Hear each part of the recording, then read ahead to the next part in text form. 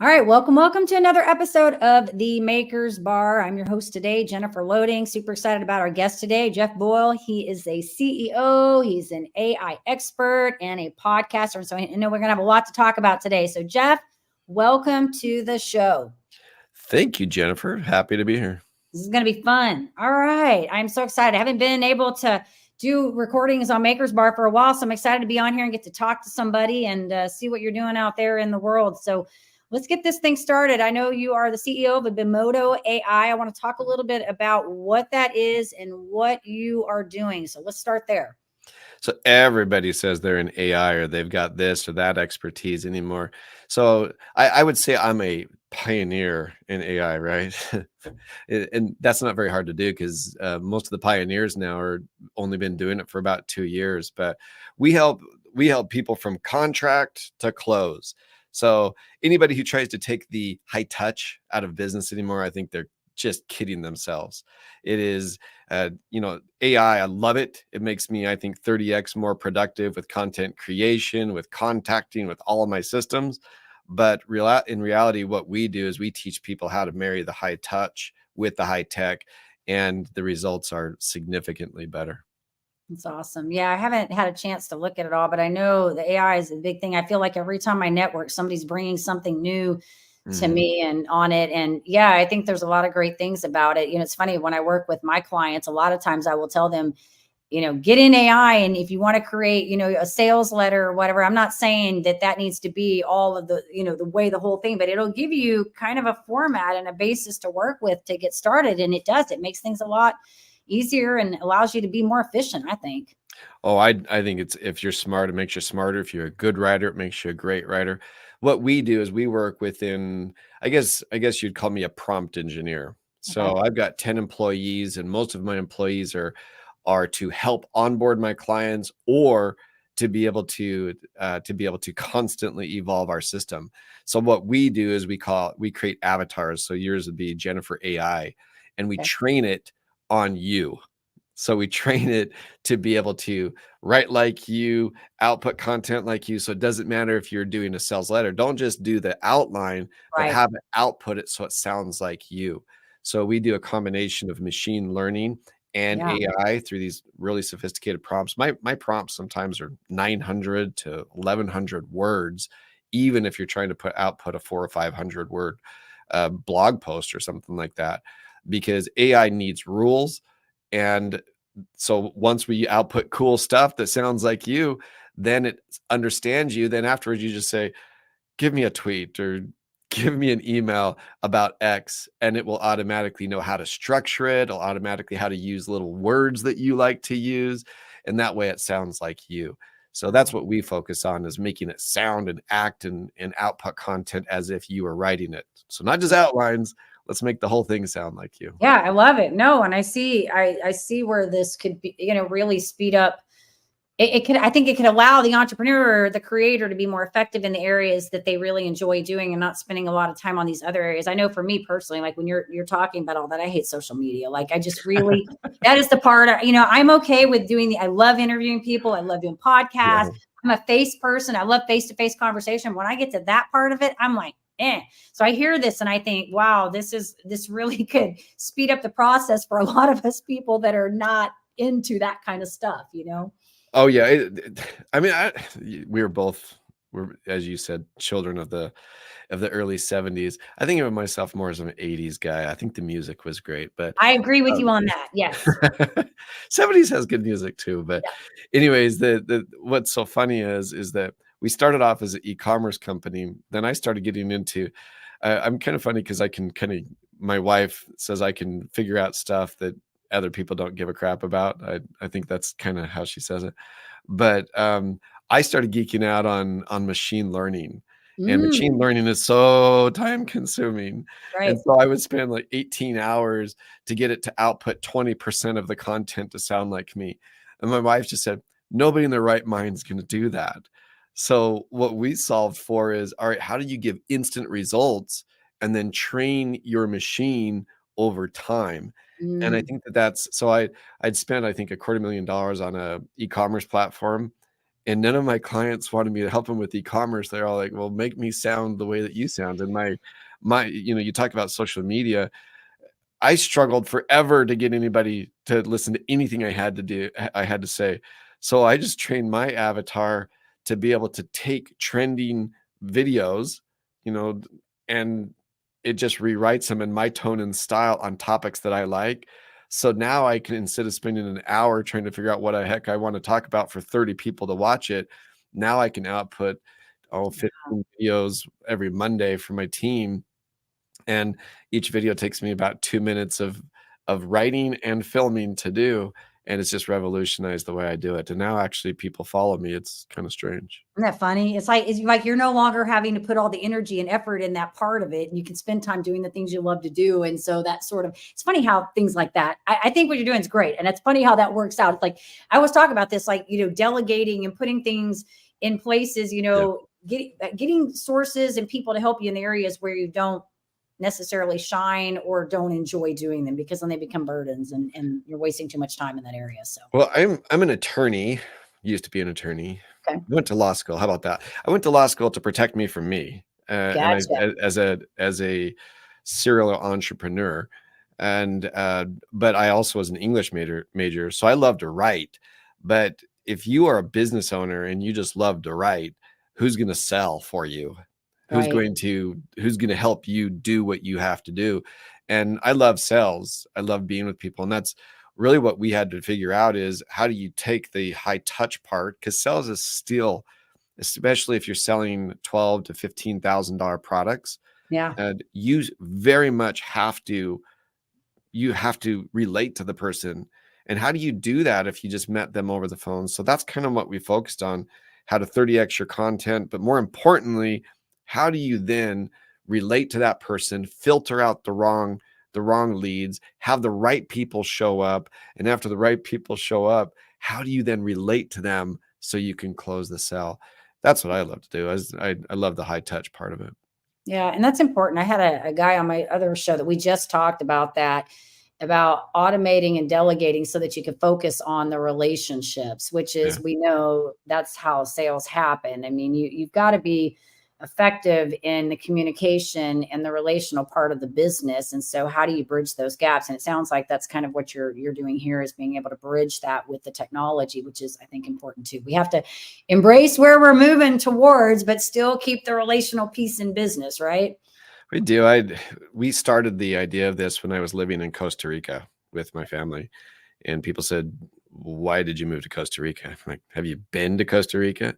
It is amazing." And I would have this every day. I would have a team phone calls. We're trying to figure out how to make this work, and then I would take this walk that I called, mangosteens, or mangoes and monkeys, and I would take this 10-minute leisurely walk from my condo to the beach club where we had a gym, and the monkeys at night would take a bite out of the mangoes and then throw them to the ground, and they would start to ferment by the time I was walking down there. And I don't know if you've ever seen howler monkeys, they're hilarious, but I would take this most spectacular walk every morning in perfect temperature, and it was this time for me to figure out what I wanted to do with it. And I think that that's what the world has come to, is the one good thing that happened from COVID is that we now can work remotely. Mhm. How do we stay in touch with people? How do we communicate when we're doing this? And so it's a whole new skill that we've had to develop.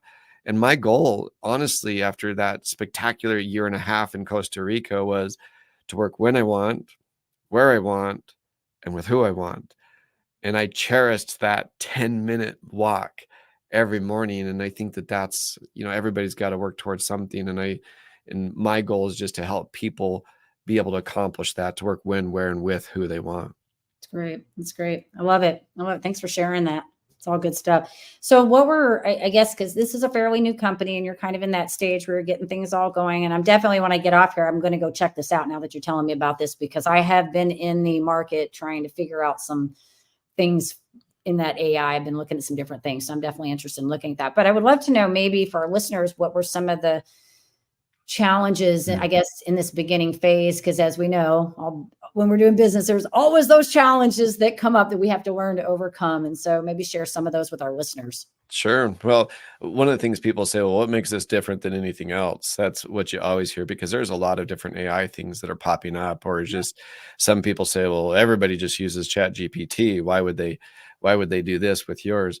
Well, what I have found is most business owners are completely overwhelmed, and Mhm. especially small business owners. I was just on the phone with a team out of New York that had a brand new team, and they had spent weeks already trying to get done. That I showed them one of my custom prompts, and it got done for them in about 60 seconds, what had taken them 3 weeks to get accomplished. And prompt engineering is one of the highest paid, fastest growing developments in all of work right now. To be able to communicate with AI effectively, to get it to do what you want it to do, so it doesn't go off on wild tangents.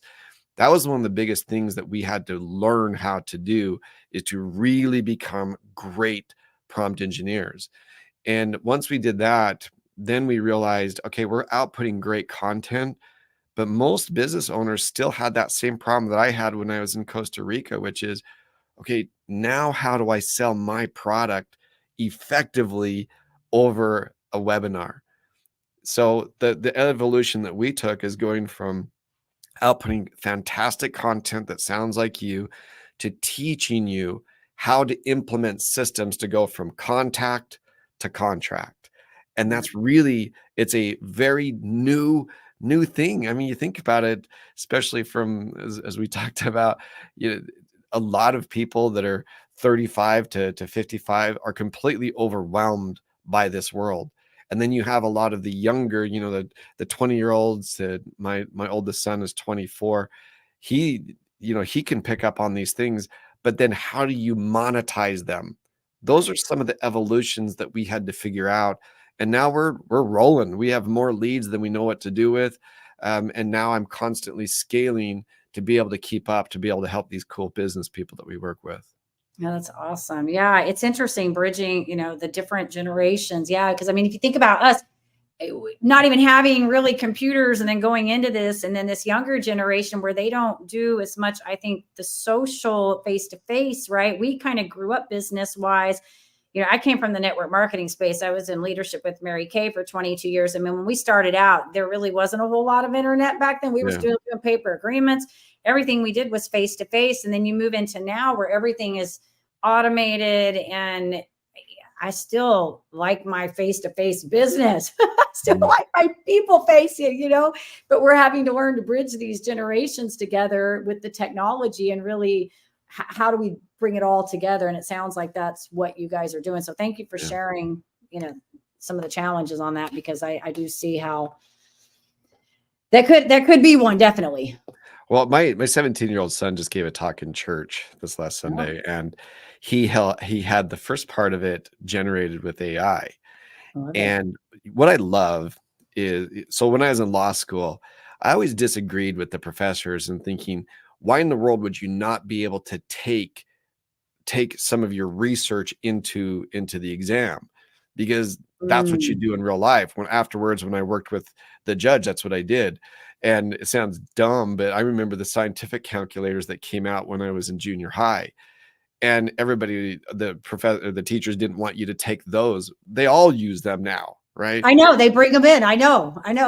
And so the question that I asked, professors and teachers and all that, I saw my son give a great, he really gave a great talk. And a lot of it was generated by AI.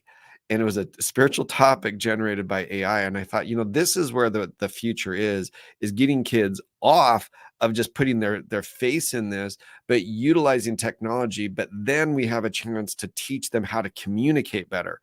And what's strange is that's what I'm teaching business owners. Get the crappy stuff done with AI. Now you can go and be a person. Whoops. Now you can go be a Be person relational. and talk Yes. with people. I mean, come on. That's what really what drives business. Yeah, yeah. Well, and it's interesting that you even say that because we know that, the fear of speaking in front of people is like one of the number one fears, right? And I think Yeah. you're right. We spend so much time doing all this other stuff when we really should be teaching like life skills to people and teaching them how to engage and be relational because nothing's really going to happen until we learn we do that, Yeah. right? You might make an immediate quick sell, but I always tell people you're long term, you're not going to retain that if you can't be relational with somebody. Yeah, I agree. So good stuff. Okay, well, I want to ask you because I know it sounds like you got a lot of different things you've done here, which I think is awesome. I think a lot of us that are in these entrepreneurial creative, I say creative because you have to be creative anytime you're building something, right? There's some kind of creative element to it, even when we're trying to be practical. But I think we have a lot going. So I want to ask you some questions from the entrepreneur standpoint. So I would love Sure. to know how you specifically, define success for yourself and for this business that you're doing. Yeah, I gotta be happy. And I think that's what it comes down to. So I sold my interest it's been 3 years now. I sold my interest in a company that I wasn't happy. And you can say, oh, tough, tough it out. No, I was getting an eye twitch. you Mm. know, and it's that kind of thing is like I'm 52 now. And I'm in excellent health. I go to the gym every day. I coach 14, 15, and 16-year-olds in baseball. I've done that for a long time. And what it comes down to is uh, I've made millions of dollars. And what it comes down to is I better be happy or I'll take a loss. And that's what I did. I sold my portion of a multi-million dollar business for peanuts so I could try to preserve the relationship. But my partners and I did not work on the same wavelength. We didn't. I wasn't happy. They weren't happy. I made an offer, they rejected it, so I just took peanuts to get out. I really believe, and it's hard to believe I'm 52. It's hard to believe that I've lost all my hair. It's hard to believe I have a 24-year-old son. It's hard to believe that we have 5 kids and my youngest is 11. It's hard to believe. So what's the next 20, 25, 30 years going to have? It better have some happiness. Yeah, I'm with you on that. My kids are in a little different places than yours. My youngest is 19, but you and I are about the same age. So, and I say this, I was smirking when you were saying some of that because I feel like every day I wake up and I'm like, how did my oldest daughter get 27? How did 27 years of my life just go by in a blink every day? And my Yeah. husband and I are both very active as well. He was an endurance athlete for many, Yeah. many years, and we're still pretty active. But it's so funny because like now I'm going to the chiropractor working on my back, and I'm like, is this what this is about? Is this what we're going to have to deal with? I'm like, no. So I'm with you, but I agree. You have to really take stock of the things you're doing. And I firmly believe that if you're not enjoying what you're doing, and you said eye twitch, I mean, I've had my thumb twitching before. If I'm doing something and I'm not enjoying, I'm gonna have to pull myself out of that situation because I think life is short, and at some point our priorities they change, right? They do, Yeah. they change, and there's no real, I think, sacrifice. I mean, yeah, you have to do what you have to do when you need to make money to get what you need to do. But if you get in a place where you can start making some decisions, that's the ultimate goal. And I think happiness becomes an important thing. No question. You grew up in network marketing with Mary Kay. I started at Amway, Mm, and I think that there's so much value in it. Robert Kiyosaki's talked about it. One of the best things you can do is go learn sales skills as a network marketer. And I got the crud beat out of me in Amway before I finally started making a giant $2,000 a month. But as a young college student, $2,000 a month yeah. I felt like I was the richest guy on campus. And sales skills are everything. My dad was a very successful attorney. Then he was put on the Supreme Court here in Idaho, and then he was later a federal judge. And my dad would say it doesn't matter. It doesn't matter how good the case is. If the attorney knows people and sells skills, then that attorney has a huge chance of being very successful. And that's what I loved about network marketing. And though I'm not involved with networking marketing anymore, I did extremely well. I built groups all across the planet with it. I've been to Asia with it, I've been to South America, Central America, all throughout Europe. And it took me all over the place, Kazakhstan, Russia, Vladivostok, Russia. So I've been all over the world with it. And the ability to communicate, it's such a wonderful way to be able to learn how to not just build big dreams, but actually really start to communicate with people on a very difficult message. So, I mean, that's one of the, as you said, I thought, yeah, I owe a lot to network marketing. Yeah, you learn a lot of really good skills in there. I think it's if you want to learn to sell, it's a great place to learn to sell, and nothing ever happens until you sell something, No. right? So there you go. So I'd love to know a little bit about how you take on risk, because again, you've done several different things, and I think what's your approach? I feel like I'm kind of getting to feel a little bit of your personality, which I think is great. I've talked to so many people. I'm sure you have too. You start kind of figuring things out, but I'd love to know how what your view is on that. Well, so as I first started off as an entrepreneur, I've been an entrepreneur forever. I grew up in a city called Idaho Falls, and I lived about 15 miles away from the wholesale candy store. It was Oh, called wow. Fars. I think it was called Fars Candy. So I'd get my little backpack on as a 10-year-old, and I would go all across town, fill up my backpack full of Swedish fish and, I don't know, Tootsie Rolls or whatever I could sell. And I'd go back home, and I would do that trip about every 2 weeks. So I had this candy store in my garage, and every once in a while I could con my mom into taking me so I could get more stuff, right? Than I We're in could the fit in my car. backpack. And then I moved from that into mowing lawns, and moving that into, in the 90s, I was a dot-commer. I am very risk tolerant. And I have made millions, and I have lost millions. And I think that that's one of the main reasons that I went to law school, is to protect me from me. Yeah. And it's so important, because you can't trust a lot of people. You want to trust a lot of people, but some of the people that you should be able to trust, you cannot trust them. And that sounds really, really sad, but what it comes down to it is there's very few people that are people of their word. And the biggest mistakes I've made have not been from my risks. It is from my choice of partners. And my partners have cost me a lot of money. And they may say, well, he cost us a lot of money. Whatever the story is, the most important thing that you can do as an entrepreneur is get a good operating agreement up front. But just know this, even if you've got a great operating agreement and everything's ironclad, the golden rule is he who has the gold rules. It's that simple. You can work with people that have significantly more resources than you. They don't care what the contract says, they're going to break it. So I think that's what I'd say is my risk appetite is big, but also that can be a real problem if you don't know how to protect yourself.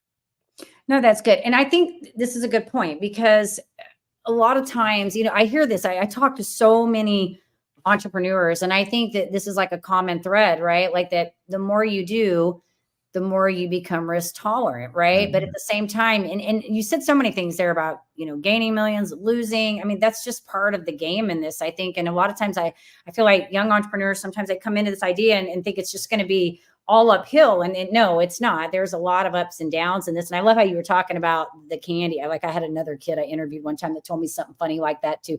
He went on, his dad owned an insurance company. The dad passed away, but still in the family. He went and got his own franchise. He's like one of the top sellers now. Funny story. Also, I used to mow yards, so when you said the mowing yard things, I'm like, there's something about that generation of us kids that kind of grew up in entrepreneur spirit, because I used to make little handcraft things and try to do stands and sell them at a very young age. And we would like barter smelly stickers and all that stuff. And then we went into mowing yards, and then it was the next thing and the next thing. So I think you learn to become risk tolerant as you move through all of these pieces. And I think you have to, with that, accept that there's going to be some failure as part of that process. Oh yeah, it is a part of the process. It really is. If you do not, it's not just part of the process. If you don't get your butt kicked once in a while, and maybe sometimes it feels like you're in a really constant streak of getting your butt Right. kicked. I I don't even know what to say to you. Go get a job. Yeah. If you cannot handle rejection, if you cannot handle failure, just go get a job, because the life of an entrepreneur is a life of I even kid around just a little bit. When we sold our home, we bought this home, and it was a big home with a lot of acreage. And then after, as COVID started, all the Californians started moving to Idaho, and it drove up the price of my home more than double what I paid for it just 4 years previous to that. And I just remember as we were selling that, about to move about to move to Costa Rica, my sister-in-law was helping me paint one part of it, and she was talking to somebody, and I don't think she knew I could hear it. She goes, "Man, think of all how much Jeff has put Angela through." My wife's name is Angela. And I just still joke around about that all the time. It's like, I'd like to think that it's been a wonderful life. I mean, we've gone all over the world together, but yeah, we've had some ups and downs. I've gotten my butt kicked. I've been shockingly disappointed at times, but the highs are so spectacular in the process that, yeah, the law of the universe tells you, if you're going to have some high highs, you're going to have some low lows. And if you can't weather those low lows, go get a job and use your creativity to do something else. But yeah, it can be tough. Yeah, that's good. Thanks for sharing that. I think it is important. I think you just say, like, right, with this journey, just expect that there's going to be a problem. I had a mentor that told me, it's like, if you don't have a fire burning in one of the areas, we had like 4 areas we would talk about, which were like the marketing part, all these different pieces within. He's like, if you don't have a fire burning within one of those areas at any given time, you're probably not doing something right. Yeah. So Yeah, the best way to not anger anybody or offend anybody is to do nothing for anybody. I mean, you just do nothing, be nobody, and accomplish nothing. That's the only way you're not going to offend somebody, even with your best intentions and your best desires. Somebody's going to misinterpret you. I agree. And what it comes down to it is that's oftentimes the most difficult things, is when relationships break down, and you can put everything you can into that relationship and it still may break down. So it's always a process. The entrepreneur process is tough, but my wife has said it to me a lot of times. I'd go crazy if I just had a regular job. Yeah. I say that too. And I think sometimes, the people that have to go through that life with us, they don't quite always understand that roller coaster. But I say the same thing. If I had to sit at a desk in a cubicle day in and down, and I'm not begrudging anybody that does that, because I have done it. So I've been there. I have worked for people. But at this stage in my life, if I had to do that, I think I would just be like, I'm not showing up. I'm just not going to be there, because you want me to be there like at what time? And I like to just do my own thing. I Yeah, want to be able to, I get up early every single day. I'm up at 5 a.m. I have my morning routine, but I like to do what I want to do, you yeah. know? So I get it.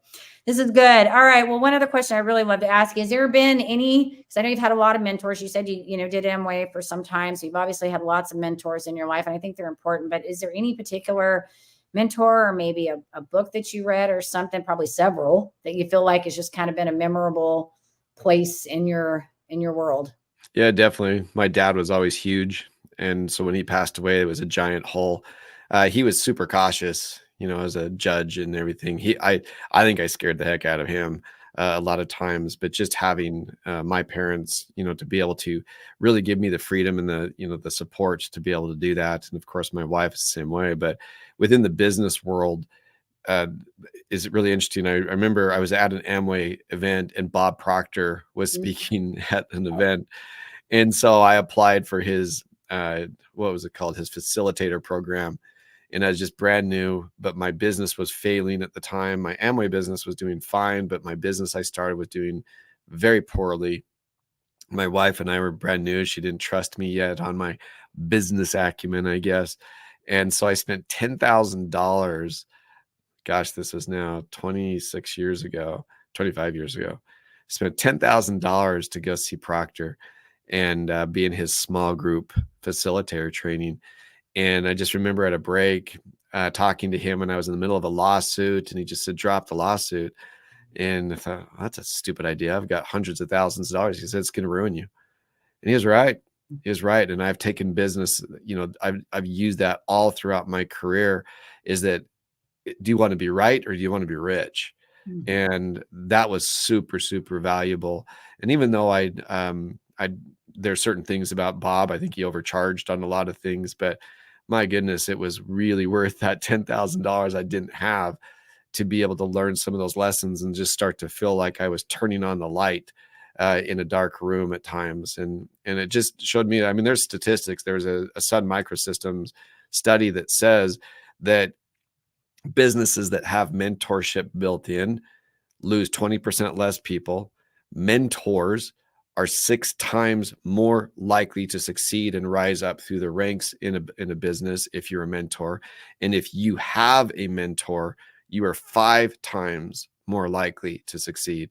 So I am constantly, to this date, spending $10,000, $12,000 on different courses, going to different events. Doesn't matter if it's Russell Brunson here in Boise that I've spent too many dollars on, to who knows. I'm constantly hiring coaches to help me speed up my learning process. Thank you for sharing that. And it is good to know. I too have done a lot of that stuff too. So I was familiar with all of the both. I know who both those people that you are talking about. But yeah, I think that the circle of company you keep is very important. And you touched upon something earlier about the relationships when you do business and having, upfront paperwork on that. Because yeah, I think the people that you keep in your company can make or break you. And so I think as entrepreneurs, and if that's advice that I would lend to any new person coming in, I probably would say get a mentor, find a circle of influence, somebody that can be in your space, that can keep you accountable, keep you in check. Because I think the people around us aren't always in the same space that we're in. They kind of think we're Yeah. a little crazy sometimes. Oh no, they do think you're crazy. Absolutely.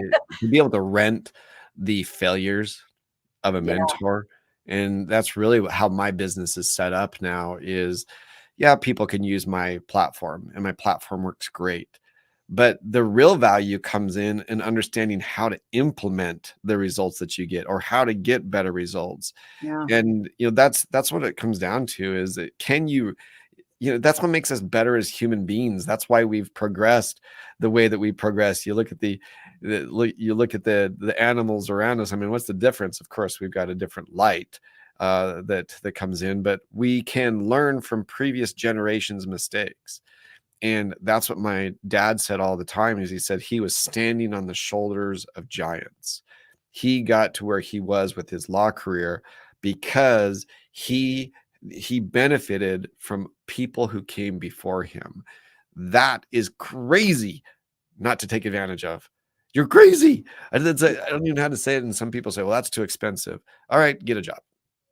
Get a job. I like that. And we keep going back to that. Get the job. If you're not willing to invest in yourself, you probably need to get the job then, right? Yeah. But I think even in that kind of in a workforce, I mean, if you're really growth minded, you're still going to probably do something, right? Absolutely. You're going to still do Absolutely. something because Because I think as because you humans, can rise up through the ranks. I mean, that's what the Sun Microsystems study, I think it Mhm. was called Hollencheck and Gardner. You can look it up. It's Hollencheck and Gardner, is a fascinating study that within Sun Microsystems, and it's still far easier to make $1 million as an employee than it is as an entrepreneur. Entrepreneur, you're taking on all the risk. Right. And employees, to make $1 million and be worth $1 million, you're far more likely to do that as an employee. So if you're not taking some of your salary and putting it towards mentorship and put it towards growth programs, I think you're crazy. Yeah, it's good. All right. Well, before we wrap this up, any last words you want to give to any budding entrepreneurs coming out and they're going to start? I don't know what they want to do, but they're looking at you and they're saying, hey, I like this Jeff guy, man. He's got some good stuff. Anything you want to impart them with? Yeah, I just think you have to do a really good internal audit. Am I willing to strike out before I hit that home run? And home runs are far and few between. I'm a big baseball guy, and just get on base as an entrepreneur. Get hit in the shoulder, take a bad bunt, get to first base. Do what you have to do ethically, morally, to be able to get progress. Don't constantly go for the home run. Don't. Home runs are few and far between. And I think the biggest mistake that entrepreneurs make is somehow thinking that they're going to be the next Elon Musk, or somehow thinking that you're going to be the next tech billionaire. I wouldn't want to be one of them. I can't imagine going into public and not being able to go without bodyguards. Yeah. You don't realize how great of a life you can have making $500,000 a year, making $20,000 a year. You can have a spectacular life just understanding that you don't have to be the next Elon Musk. You don't have to be the next biggest thing that's out there in order for you to live an amazing way. But you have to be willing to fail in the process. And if you can't do that, you are better off working a job and trying to improve within the job. This is great. All right, Jeff. Well, this has been awesome. So if our audience listening to this, they want to learn about a little bit more about Bimoto, I know I'm going to go in there. I looked at it a teeny bit. I'm going to go check it out. But they want to, find out more about it, get in touch with you. Where would you like us to send them? I would just say go to go.bimoto.ai. And we're switching all of our systems over. I'm dumping right now a $300,000 SaaS program that I created to simplify it with a couple of different things. So the best way to read about what it does is just go to go.bimoto, bimoto.ai, and schedule an appointment with me. And Awesome. that's my best suggestion. Yeah. All right, guys. Well, you know where to go because it's there. So check it out. And Jeff, I want to tell you, thank you so much for sharing or imparting your wisdom with us on here. I know it's fun. I always enjoy hearing the stories about you guys that do amazing things and this, how they kind of evolve. And I know our listeners are going to get some great takeaways from this. So thank you so much for your time. We appreciate you. Thank you for having me. All right. And with that, we're going to wrap this episode up.